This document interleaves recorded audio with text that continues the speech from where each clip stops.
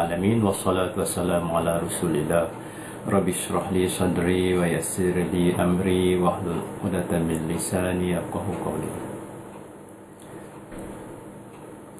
Allah berfirman, A'udzubillahi minasyaitonir rajim. Ud'uni astajib lakum. Doalah kepada aku, pada Allah, semoga Allah makbulkan. Jadi pada hari ini saya akan berbincangkan berkenaan dengan doa-doa yang kita sepatutnya buat di dalam mengambil wudu. Pertama sekali, setelah kita menyucikan badan kita daripada segala kotoran dan najis, kita nak memulakan mengambil wudu. Jadi sebelum tu kita basuh tangan, kita cuci dan kita berdoa dalam hati, semoga Allah Ta'ala jadikan tangan kita ini melakukan kebaikan dan tidak melakukan maksiat dengan menggunakan tangan. Kemudian kita mengambil air, masukkan dalam hidung. Masuk dalam hidung tu kita niat ataupun kita berdoa kepada Allah dalam hati kita, Ya Allah, aku mohon kepadamu supaya hidung ini dapat membau bauan syurga. Dan kita mohonlah juga pada Allah SWT supaya Allah memberikan nyawa kita keluar nanti dalam keadaan yang mudah dan nikmat. Kita tahu kan, sakaratul maut itu memang sakit. Tapi kita berdoa kepada Allah Ta'ala supaya tidak sakit. Iaitu kita kata dalam hati kita, Ya Allah, jadikanlah bila nyawa aku keluar nanti rasa lazat, tidak berasa sakit, berasa senang, gembira. Roh kita bertemu dengan Allah masa kita ambil air itu masuk dalam hidung, kecuali puasa lah.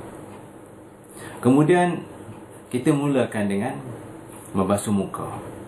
Kita basuh muka, kita niat macam biasa lah, aku berwuduk kerana Allah Ta'ala. Sapukan air ke muka, basuh muka, dan doa juga di dalam hati, minta pada Allah, Ya Allah, Ya Rabbi. Tak payah dalam syarat, itu bahasa Melayu. Ya Allah, Ya Rabbi, berikanlah aku wajah aku di hari akhirat nanti nur. Berikanlah nur pada wajah aku, putih berseri di padang mahsyar. Di masa itu manusia-manusia yang derhaka pada Allah, muka digelap, hitam. Jadi kita minta, Ya Allah, berikanlah nur kepada wajah aku di hari akhirat, iaitu di padang mahsyar. Basuh muka 3 kali. Dan masa itu jugalah kita basuh, kita minta kepada Allah Ta'ala, jadikanlah mata kita ini dapat melihat benda yang baik-baik dan tidak melihat benda-benda yang maksiat. Minta kepada Allah. Kemudian masa itulah juga kita berdoa kepada Allah Ta'ala, kan, jadikanlah berikanlah muka ini bercahaya-cahaya di dunia dan di akhirat, untuk kebaikan kita lah, kebaikan agama kita. Kemudian kita basuh tangan. Daripada ujung tangan ni sampai sini, dan eloklah dilebihkan. Nabi kata, sahabat-sahabat Nabi tengok Nabi basuh tangan lebih. Masa basuh tangan tadi ni, berdoalah dalam hati, Ya Allah, Ya Rabbi, berikanlah tangan ini dapat melakukan yang baik-baik, dan berikanlah suratan amalan di padang mahsyar nanti, di yaumil hisab, dengan tangan kanan malaikat. Jadi siapa yang dapat suratan dengan tangan kiri, dia kecewa lah. Kemudian masa kita basuh tangan kiri tu, dapat atas ni, kemudian sampai ke siku ataupun sampai ke lebihkan, semoga dia mendapat nur wuduk di padang mahsyar nanti. Sambil kita berdoa dalam hati, Ya Allah, Ya Rabbi, janganlah kau berikan suratan amalan dengan tangan kiri, dan janganlah kau berikan suratan amalan dari belakang. Malaikat akan bagi melalui belakang ataupun dengan tangan kiri. Maksudnya orang itu akan dimasukkan dalam neraka. Kemudian masa kita sapukan air ke kepala, wamsahu biru'usikum. Tapi mengikut dalam kitab Al-Um, saudara baca, Dia kata sekurang-kurangnya, kata Imam Syafi'i, sekurang-kurangnya menyapu kepala ialah ambil sedikit. Tetapi di dalam kitab Al-Um juga dia kata sebaik-baiknya yang Nabi buat. Itu pandangan ijtihad dia. Tapi yang Nabi buat, kata Imam Ghazali, ada Imam Syafi'i dan imam-imam yang lain, mengatakan Nabi membasuh tangan dia dan melepaskan air, letak di kepala depan, tarik ke belakang dan kembali ke tempat yang asal. Begitu. Jadi sekali sahaja. Jadi masa kita letakkan air atas kepala itu, kita mohonlah pada Allah dalam hati kita, ya Allah, berikanlah kepala ini mendapat lindungan arasy. Mendapat lindungan arasy.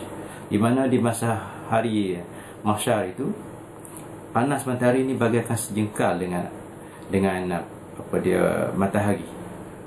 Dalam keadaan yang telanjang, dalam keadaan matahari, bagaimana keadaan kita masa itu? Sekarang ni kita minta doa awal-awal lagi. Setiap kali kita berwuduk, biasa sapu kepala, kita minta, ya Allah, berikanlah aku mendapat lindungan arasy. Jadi bila kita doa begitu, jadi barulah Allah Ta'ala meletakkan diri kita ni, hati kita cenderung kepada pergi ke masjid. Sebab Nabi kata 7 orang golongan yang mendapat lindungan arasy, iaitu satunya di antaranya ialah seorang pemuda yang terikat hati dengan masjid. Jadi secara otomatik hati dia tu teringin nak pergi masjid setiap waktu. Jadi orang yang keinginan dia tu nak pergi ke masjid tu, jadi kita pemuda maknanya orang tu muda sampai ketua lah maksudnya, ingat nak pergi masjid. Sekarang biasanya orang ni masa muda, masa itulah dia malas nak pergi masjid. Masa tua baru teringat. Ini masa muda tu dia teringat dah hati dia kat masjid. Maknanya orang ni akan dapat perlindungan arasy. Tapi kalau orang muda tak dapat lagi rasa keinginan, buat doa, ya Allah, berilah aku mendapat perlindungan arasy. Masa kita ambil semayang, masa lain pun tak apa juga. Tapi masa kita basuh kepala tu, sapu kepala tu, bila kita pada kita duduk saja hati kita, baik kita minta pada Allah Ta'ala, semoga Allah Ta'ala beri kepada kita mendapat lindungan arasy. Kemudian seterusnya ialah kita basuh telinga. Nabi punya cara, dia terus basuh sini, kemudian tarik sini, kemudian air uduk yang sama ke telinga, kan? Ke telinga dan ke tengkuk, kan? Jadi Nabi pun beritahu telinga ni pun satu daripada kepala juga. Jadi maksudnya bila kita masuk semua tu, kan, telinga sekali, tekuk sekali. Masa kita basuh telinga tu, kita ingat lah, masa kita sapu telinga tu, kita niat ingat pada Allah. Kita mohon pada Allah, ya Allah, jadikanlah hati ini mau mendengar nasihat yang baik, dan janganlah mendengar benda yang tak baik. Dan kita terus sapu kat tekuk ni, doa dalam hati, ya Allah, janganlah kau kalungkan leher aku dengan kalung dari api neraka. Sebab dalam ayat Quran beritahu, sayutawwaquna ma bakhilu bihi yaumal qiyamah, akan dikalungkan akan dikalungkan di hari kiamat orang-orang yang bakhil itu dengan kalungan apa yang dia bakhilkan. Kalau dia bakhilkan itu duit zakat tak nak bayar, lekatlah duit tu di akhirat. Kalau dia tak nak bagi zakat emas, lekatlah emas tu. Kalau dia buat ladang lembu ke kambing ke, dia tak nak keluar zakat, lembu tu lekatlah di hilir. Kambing ada, lembu ada, duit ada, emas ada, semua melekat di leher dia. Jadi dia tidak dapat masuk ke surga lah, kerana nak dibakarkan dulu benda tu. Itu Allah beritahu. Sebab ada dalam satu hadis, sahabat-sahabat dalam satu hadis, di akhir kiamat nanti, di hari akhirat, pada umat Muhammad ni pergi jumpa Nabi. Dia kata, wahai Nabi, tolonglah buangkan benda-benda yang melekat-lekat di leher ni. Nabi kata apa? Aku dah beritahu kan. Apa dia yang dia beritahu? Iaitu dalam Quran. Itu kena baca Quran. Sayutawaquna ma bakhilu bihi yaumal qiyamah, akan dikalungkan manusia tadi, manusia-manusia yang bakhil tu dengan apa yang dia bakhilkan. Jadi dengan cara itu Allah Ta'ala telah beri kepada hati kita untuk berasa senang mengeluarkan zakat, bersedekah sebagainya. Dengan cara itulah bersih kita punya leher kita, melalui kita doa tadi lah. Kemudian seterusnya kita basuh kaki. Kaki kita basuh tadi, kita berdoalah dalam hati, ya Allah, jadikanlah kaki ini mengerjakan yang baik-baik, pergi ke tempat yang baik, dan berikanlah dia dapat masuk ke surga, dapat langkah masuk ke surga bersama-sama dengan Rasulullah SAW. Kita minta kepada Allah, ya Allah, berikanlah kaki ini dapat melangkah masuk ke surga bersama-sama dengan Nabi Muhammad SAW. Bila kita basuh yang ketika yang kaki kiri, kita minta, ya Allah, janganlah berikan kaki ini jatuh dalam neraka. Janganlah kau azabkan aku, ya Allah, seperti mana kau azabkan orang yang engkau murkai dan orang yang sesat. Jadi lengkap kita punya wuduk kita. Jadi setiap daripada basuhan yang mula-mula berkumur-kumur tadi sampailah kita basuh kaki, dalam keadaan kita berdoa pada Allah Ta'ala. Hati kita sentiasa berdoa. Ud'uni astajib lakum.